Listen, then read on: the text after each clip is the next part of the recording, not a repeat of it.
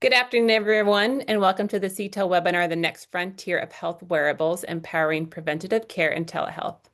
We are so glad you could join us for what promises to be a fascinating and insightful discussion. The health wearables industry is undergoing a significant transformation. It's moving from simple activity trackers to sophisticated health solutions that provide real, actionable insights. The shift is creating incredible opportunities, not just in fitness, but in areas like preventative care, digital rehabilitation, and the future of telehealth. Today, we are going to dive into how this evolution is taking shape and what it means for the future of health and wellness. This webinar is brought to you by CTEL, the Center for Telehealth and eHealth Law. For over 25 years, CTEL has been dedicated to advocating for and guiding the advancement of telehealth policy and practice. We are thrilled to bring you these expert-led sessions that explore the most critical, innovative topics in digital health.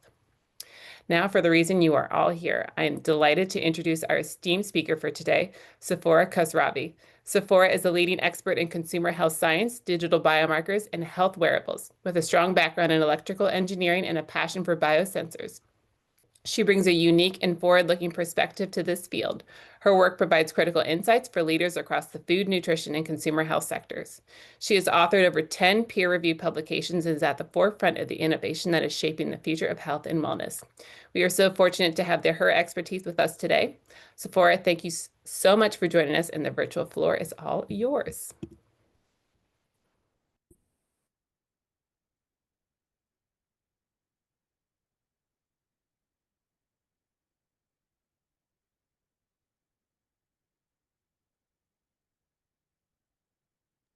I think she froze. I think she's coming back. Hold on.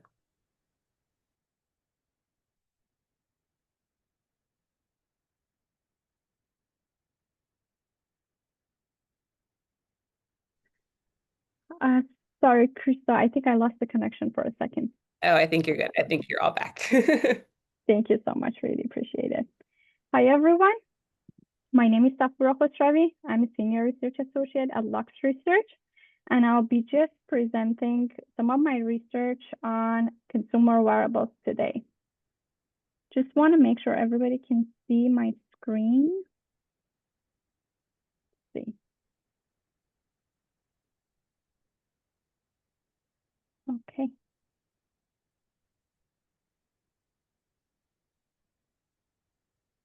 Okay. Can everyone confirm that they can see my screen?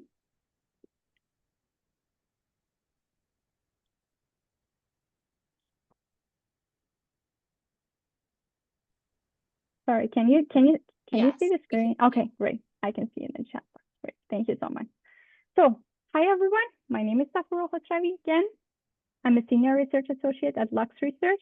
My primary work focuses on wearable devices, digital biomarkers, personalized nutrition, more broadly technologies that are related to consumers' health and wellness. For those of you who may not be familiar with Lux Research, we are a research and advisory firm. We provide strategic advice to our clients, which are usually global 500 corporations. We just help them adopt new technologies, to partner with innovators, or to just make a smarter decision investing in emerging technologies. And today I'll share my research, a part of my research, which is on consumer wearables and how their evolving role in preventative care and telehealth. So let's start with the agenda for today. Well, first I'll provide an overview of the wearables landscape and how their role is just evolving from just a fitness tracker to more comprehensive health tracking tools. Then I'll take a look in the human-centric approach and discuss consumers' insight on the wearable technologies. And then I will discuss how wearables are actually increasingly being used to support preventative care and how they're going to be used for telehealth. And finally, I'll just highlight opportunities that exist in this space for making it, which can drive meaningful and long-lasting impact. Well, so let's begin with wearables landscape. Well, the consumer wearables is evolving, and the wearables are actually taking new roles. And I'm going to tell you why we think that's happening. Well, the wearable devices are mainstream now. A lot of people own some kind of wearables, smartwatch, fitness trackers, and actually a research published in 2023 shows that roughly 1 in 3 Americans own some kind of wearables. It could be a smartwatch, a Fitband, and at the global level, actually, the shipment of wearables peaked in 2021 with more than 500 million of shipment of wearable devices, and after that, it plateaued. The growth has slowed down a little bit. Again, it's still pretty close to 500 million. And we're not seeing the same surge that we saw like earlier in the 2021. At the same time, especially in Asia, what's happening is that developers, mostly developers for basic fitness trackers, are developing devices at a very low cost, like $100, and which means that when average selling price falls, means that the revenue per device is actually falling, which means that developers are actually under the pressure to deliver more value, to differentiate their devices from just the fitness tracker, the basic fitness tracker that we have in the market. And companies cannot actually rely on just a simple step counts, distances, or calories burned. And the wearables are evolving to a more comprehensive platforms that are offer deeper insight and features that go beyond just the fitness. Well, if we take a step back and take a look at the landscape of wearables, well, the wearables started in 2009 with Fitbit launched its first fitness tracker, which was a clip-on device. It used to provide very basic information like number, steps, distance, and the calories burned, and basic information about sleep. In 2013, smartwatches were introduced. The information they provided was mainly tracking weather, setting the alarm, or like reading text messages, but it really laid the foundation for the comprehensive health platforms that we currently have. In 2016, new digital biomarkers were introduced, like stress tracking, sleep tracking using wearables were introduced for the first time, and wearables like smart rings launched to the market. In 2018, and after that, well, the industry began moving toward more clinically validated data. Well, Apple started with obtaining FDA clearance for detecting atrial fibrillation, monitoring certain heart conditions, just to be able to, and at this was the time that the wearables were not just the wellness gadgets. They actually started to provide clinically validated data. In 2022, wearables entered the realm of chronic condition management. Well, Dexcom CGMs were actually adopted widely among diabetic patients, and it actually showed how wearables could directly support tracking of the managing and tracking chronic conditions like diabetes. And after that, with COVID and pandemic, accelerated telehealth integration and making wearables actually a vital tool in remote healthcare monitoring.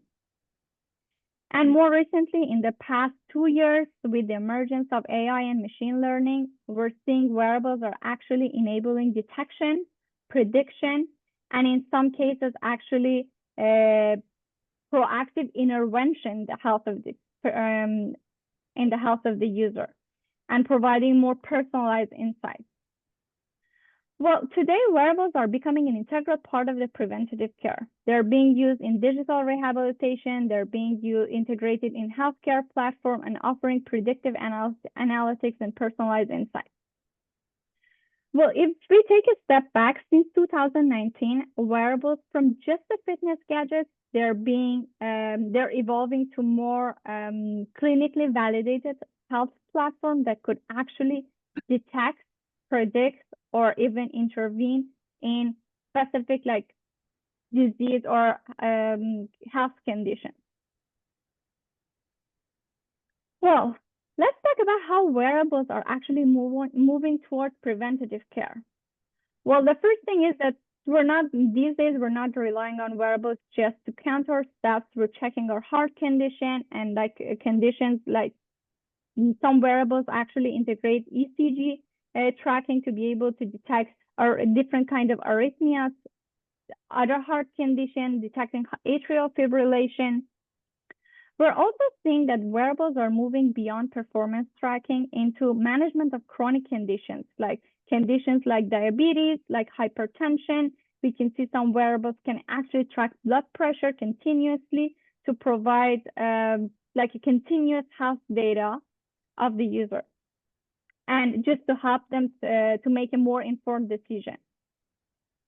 And wearables are also reducing inaccuracy by recording continuous data. Like it's not that just going to the doctor, checking your heart data for a short period of time. Now the user has clinically validated wearable that can actually track their heart condition over a long time. And they can be used for predicting potential health issues that enable just earlier and more timely intervention. And now, if we want to track the value that wearables provide in preventative care, is that the first thing is actually the cost. We're seeing that wearables are adding significant value in reducing the cost, firstly, by lowering the number of visits the user has to take to the hospital. Second, just by optimizing the resources through remote monitoring. And second, they're also enabling early detection through continuous tracking of health metrics like glucose level. If user is using the continuous glucose data, they can actually detect pre-diabetic patients. They're being used to detect, to track blood pressure or atrial fibrillation.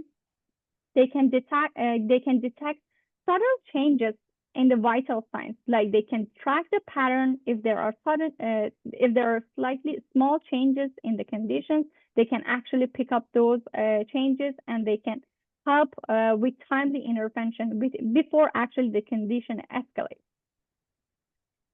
And wearables are also delivering personalized care. They help patients to with actionable insights from continuous health data, from very basic nudges like get up, walk a few steps, or breathe for 10 seconds, to more advanced nudges like your sleep pattern shows some condition like sleep apnea, you have to go see a doctor.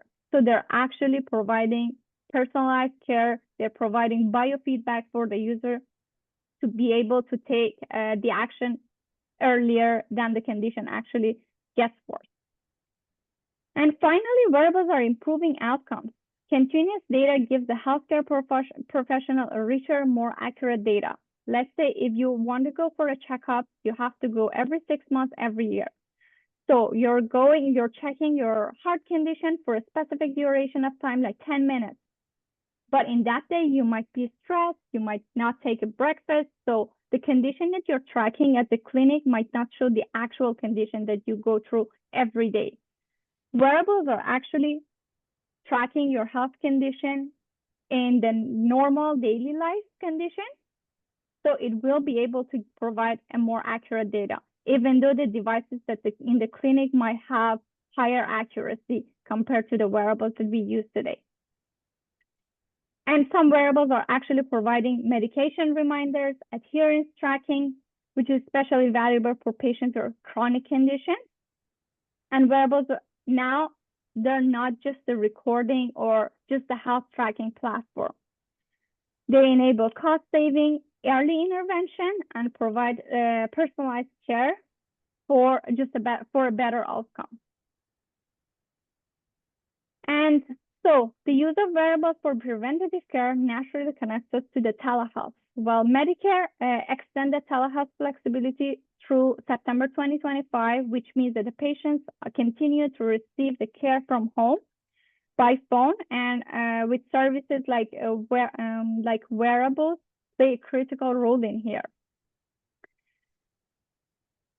Because the user, when the user has access to FDA cleared medical devices like continuous glucose monitoring, blood pressure, cuffs or cuffless devices, or ECG patches,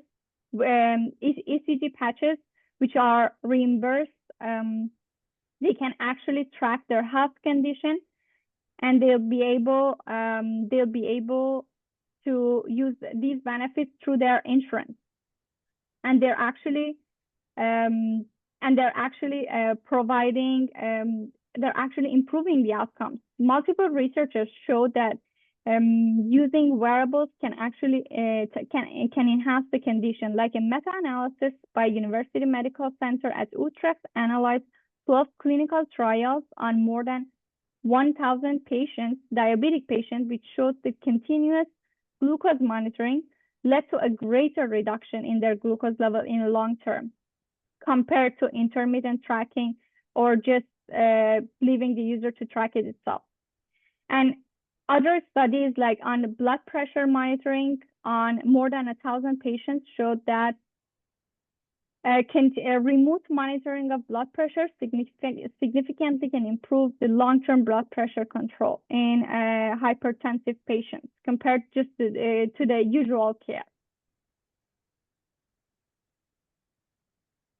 Well, now that we're talking about wearables, remote monitoring, and devices that the user is going to use at home, we also need to take a human-centric approach. We need to check what consumers are actually thinking about these wearables. We have a team of PhD-trained anthropologists in our consumer insights team who gather consumer insight information in the form of maturity curve. The maturity curve indicates how much consensus there is around a specific topic among the analyzed population, and whether if the consensus is growing. Well, the population size indicates how many people in that specific area have a specific idea or topic related to, or this topic is actually related to that population. Well, we have 3 stages of maturity around the topic. New ideas, ideas that are shared among very few consumers, and that they're prone to disruption. Early consensus are the ideas that take shape with certain group of individuals, but they're still niche. Mainstream acceptance is the area that consensus is somewhat established and indicates that this is actually a key time to innovate in that space. And the established ideas is the state that consumers have embraced the topic fully. So with those in mind, well, it's no surprise that consumer wearables are in the established ideas of stage of development. Means that consumers fully understand the topic and they have consensus around the topic. And it's actually, the maturity curve shows that it's the maturity is 63%. And the population that this topic, actually the population that we're analyzing is in the US, and the population that this topic is relevant to, or the population that are talking about this topic, are 150 million people. And it's actually poised to grow in the next 1 to 2 years, up to 13%. But just to get a better understanding of what does it mean that consumers understand the topic, or some of the population are talking about the consumer wearables. In order to understand better in the context, we have checked the microcultures within the consumer wearables. So we just want to take a deeper look into the topic and see what specific topics consumers are talking about when they are talking about consumer wearables. Well, we found several key themes or microcultures that are starting to emerge, mostly around health-related use cases. Well, fitness tracking and sleep tracking are in the established ideas stage of development, meaning that the consumers clearly understand that they can use wearables to track their fitness, to track their sleep. And they're actually poised to grow in the next 2 years. The next microcultures are comprehensiveness, meaning that the platform can track more than one biomarker, stress monitoring, heart health, and nutrition. They're in the mainstream acceptance, and they're poised to grow in the next 2 years. Well, the nutrition tracking the nutrition monitoring, which is more in the earlier maturity concept in this mainstream, in the mainstream acceptance. Well, consumers only now have started thinking about this topic and if they can use these wearables to track their nutrition. But still, the maturity is 37%. Well, the very interesting thing that came up was actually the topics that consumers are concerned are all in the early consensus. Now wearables and now consumers have started using wearable devices. They're using it for their sleep, for their stress. They're thinking of having a platform that can comprehensively track different biomarkers in the same platform. And they've started talking about the concerns they have, which are the data privacy and security, data accuracy and reliability. If consumers are relying on their smartwatches to track their health condition, they want the data to be accurate. And one of the concerns that have started emerging is over-reliance on wearables. So where users are actually worried that wearables are going to take control of all their decisions. So this is a concern that's coming up in the consumer discussion, and it has to be addressed for the developers that actually have to address this concern if they want to innovate in this space. Well, to sum up, well, despite all the use cases we can see, like the fitness tracking, sleep tracking are established ideas. Users have a clear understanding. They can use these for their sleep, or they can use wearables for their fitness, for their sleep.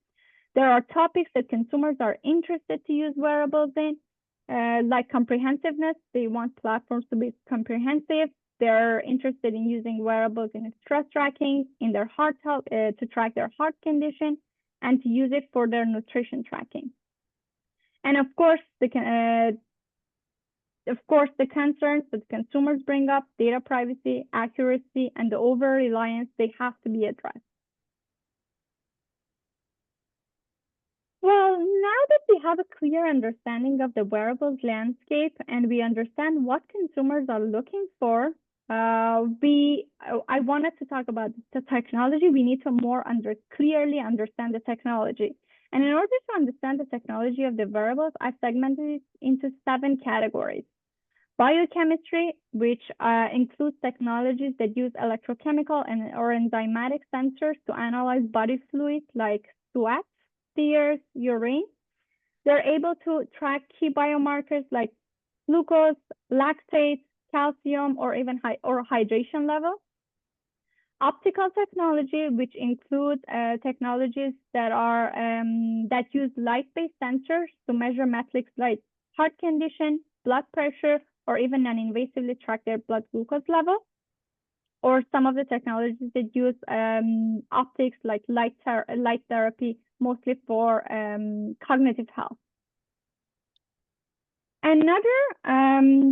Another technology is the motion tracking, which includes mostly GPS, accelerometers, or gyroscopes that are being used to track movement, from basic movements like distance, walking, and the number of steps, to more complex tracking, like adding different sensors in different parts of the body to be able to track joint movement.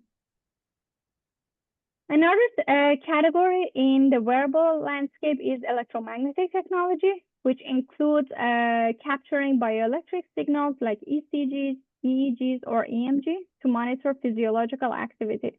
This is particularly important for tracking stress and sleep. Audiovisual category includes devices that use sound or visual signals to track cognitive function or even respiratory condition, like tracking breathing sounds to be able to track some respiratory condition. The next category is thermal sensing, which is focused on detecting body temperature fluctuation. This technology can be used for detecting some kind of disease or predicting some kind of disease like COVID-19 to more specific condition like menopause or ovulation. And the mechanical technology includes technologies that are used to monitor movement, posture, muscle activity, or just use mechanical stimulation like haptic feedback. Well, the landscape is quite broad, but for today's discussion, I'll just focus on three technologies, which are biochemistry, optical, and motion. And I will talk about how these technologies are making an impact in the preventative care in consumers' health. Well, now I just want to talk about a few real-world examples of how these technologies are being used, mostly in preventative care. Well, the first examples that I want to highlight is Dexcom continuous glucose monitoring. You probably are familiar with the Dexcom CGM. Diabetic patients are using it to continuously track their glucose level. But one interesting thing that the company did actually was to launch its CGMs for the consumers market. Now it's not just the diabetic patient who can use these CGMs. Consumers can actually buy these devices from over the counter and to be able to track their nutrition and just to track how their nutrition impacts their health. And to strengthen its offering, the company partnered with Oura, which is one of the pioneers in consumer wearables, which developed smart rings. Oura can track sleep, it tracks fitness, it also tracks biomarkers around stress, and just adding clinically validated data from the nutrition from Dexcom, it can actually add a whole new layer of data to its platform. So it's combining FDA cleared device with its highly accurate sleep tracking platform, which means that the consumer can gain a personalized nutrition insight. They can track how specific nutrition affects their body, how nutrition can affect their performance. Now, it's not just using glucose level to track how your body responds to food. Actually, you can check how your nutrition can affect your performance, how your nutrition can affect your recovery, how sleep can affect the nutrition. So it's just making a whole ecosystem with connected data, connecting sleep data, stress data, nutrition data to be able to provide more actionable, personalized insights. This shows how wearables are moving just beyond simple tracking to holistic preventative care. So the user has control over different parts of their body, their health, and they can make a more informed decision on, let's say, what to eat to be able to enhance their performance, or just how to sleep to enhance their workout. Well, another very interesting technology that I want to highlight today is January AI. Well, January AI is a health technology company that's focused on metabolic health. Well, the company is using CGM from Abbott Freestyle Libre to track glucose level. How the platform works is that they ask the platform, January asks the user to wear CGM for 14 days, and then the user has to input their performance, if they're working out, their foods that they're taking. So the platform, over the 14 days, the platform is actually recording the body response to nutrition, to workouts, and just to all other lifestyle activities, other lifestyles and the activity that the user is doing throughout the 14 days. Well, and then after 14 days, the platform is actually making a digital twin of the user. This allows the user to predict their blood glucose level before, in response to the food, before even if they eat the food. So the platform has learned the body's response to different foods, to different performance that the user does throughout the 14 days. And then the user can actually ask the platform, what if I eat this specific snack? What's my body response? They can track it. They can predict or forecast what's happening to their nutrition, to their glucose level, and then they make the decision if they want to take this food or not. It's just enabling more proactive dietary decision, helping people to understand how food can affect their body before they even consume it. And the predictive capability just adds a whole new layer of information, and the fact that the user does not have to wear a hardware for a long time helps the user just to use it more proactively, more continuously. And so, yeah. And the next interesting example that I wanted to highlight is the cuffless blood pressure monitoring from Hilo, or formerly called Actia. Well, Actia is an FDA-cleared wristband that can estimate blood pressure level. Well, the company uses optical-based sensors, PPG sensors, to be able to track blood pressure. But one interesting thing the company did was optimizing its algorithm, not only based on their wristband, but based on using the smartphone cameras. So in this case, the user does not have to wear an external sensor. The user can actually hold their finger on the smartphone camera, and the algorithm is optimized to be able to track blood pressure level through the smartphone camera. And what the company is doing is expanding access to the blood pressure monitoring like dramatically. Now you're giving the possibility of tracking blood pressure to a whole big population, which really helps in earlier detection of hypertension and lowering the barrier of routinely monitoring blood pressure, which is a huge step forward in preventative care.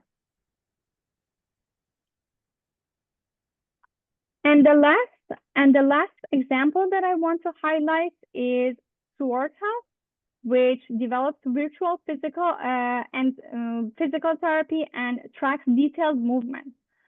Well, Safoora platform is FDA cleared and is reimbursed through the insurance. What the company does, it uses motion sensor kits, like the motion sensor kit that we all have in our phone. It's miniaturized sensors, and the kit has different sensors. The user can put it in different parts of their bodies. They don't need to actually use the video to track their movement. They're using these sensors to track their movement and to optimize the physical rehabilitation practices and performances. So the platform combines AI to optimize the physical rehabilitation. The platform can be used in sports applications to be able to optimize the sports performance, to prevent injuries. But what the platform does is that the user does not have to go to the clinics to be able to have the most accurate physical therapy. They can actually use these sensors, and it's completely like, for those who are concerned about the privacy, this is not video based, and it's just helping it's helping the rehabilitation and remote patient monitoring. Well, I'd love to spend more time on talking about more innovative companies which are taking wearable devices from the consumer health to the healthcare. But just for the interest of time, I will wrap up our presentation with the opportunities, just highlighting the opportunities that we have in the wearables landscape. Well, the first thing that I want to highlight is that the widespread adoption of wearables are creating massive data sets. While we're using wearables for a long time, 24/7, we're creating a huge amount of data. Every single person is creating a huge amount of data on their heart health condition. So what's the next step? Everybody is just tired of getting up or in the morning, checking how long they slept, what's the duration of my deep sleep, what's my heart health, what's my blood pressure. There's this concept of data fatigue. Everybody's just tired of checking all those numbers. Now, the next step is just to turn these numbers into a more actionable insight, to enable prevention, to be able to not just to track, to be able to predict based on the patterns of the health condition that the platform can see, and to be able to intervene in health, just from basic nudges or telling the user that they have to go see a doctor for a specific condition. The next thing that I want to highlight is now there's an opportunity to build an integrated platform and ecosystem. It's just now we have all these data.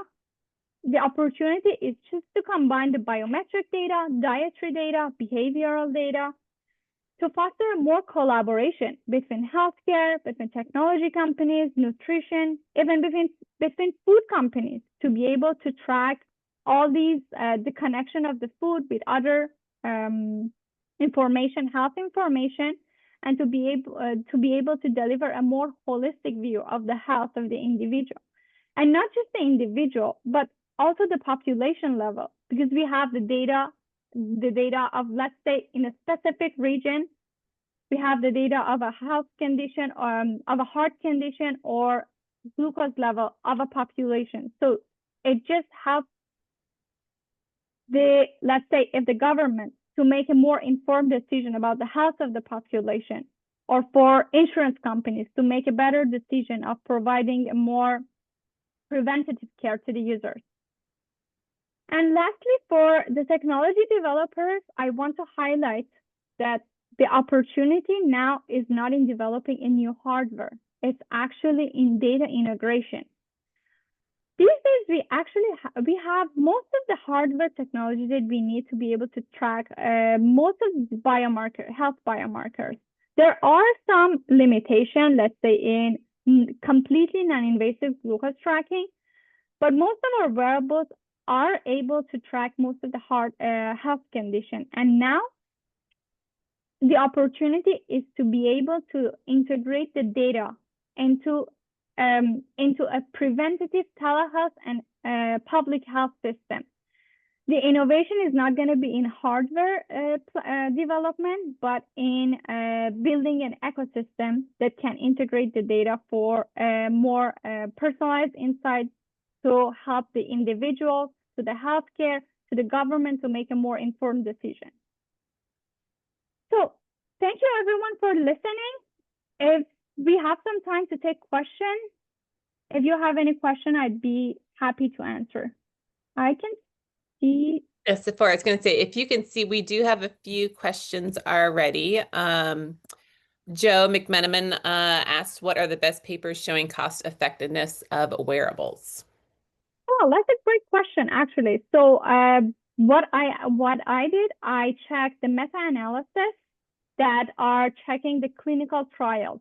There are clinical trials that are using continuous glucose monitoring or wearable devices and their effectiveness, and the meta-analysis that can track. I can share some of the meta-analysis that I have in our data, but mostly they're using, like, they're analyzing, comparing the CGMs with the intermittent glucose monitoring.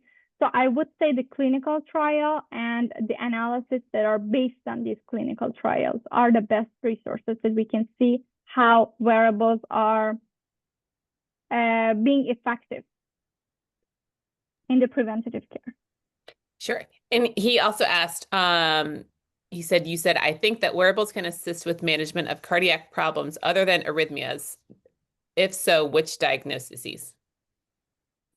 So I think one of the first things that the wearables got FDA clearance for was atrial fibrillation.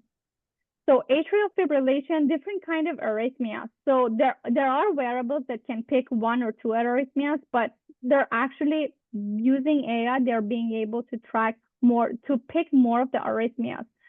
There are some wearables that can track aortic clogs.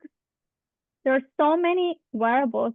Some of them have the FDA approval. If we're not talking about clinically validated data, there are myriad of those, just to be able to track aortic stiffness, to be able to track clogs in the aorta, to be able to track arrhythmias, atrial fibrillation. But For the clinically validated platform, I would say atrial fibrillation is the first thing that most of the wearables can now track and diagnose, and they've been FDA approved, so pretty accurate. And the last one that we have, I think you touched on this a little bit, but Sundaria asks, seen a lot of discourse about how biosensors or wearables can also lead to medical burnout, especially when they have associated mobile apps due to the constant flow of information, and patient can get overwhelmed with how much data and insights are thrown at them. What are your thoughts on balancing informed decision-making made possible by wearables and managing burnout? That was a great question. Actually, that's the main thing that came up in the consumers' concern. For the first thing is they want a comprehensive platform. There's this data fatigue. Everybody's tired of all these data, not just the users, if we're sending the data to the clinics or to the medical care. So what's happening is that what we need a platform that can analyze all these data. Based on the patterns, they can detect the priorities. So the doctor does not have to. For now, we don't have a completely validated platform that can do that, but we're getting there. Like there are platforms that can actually detect the condition, let's say the heart condition.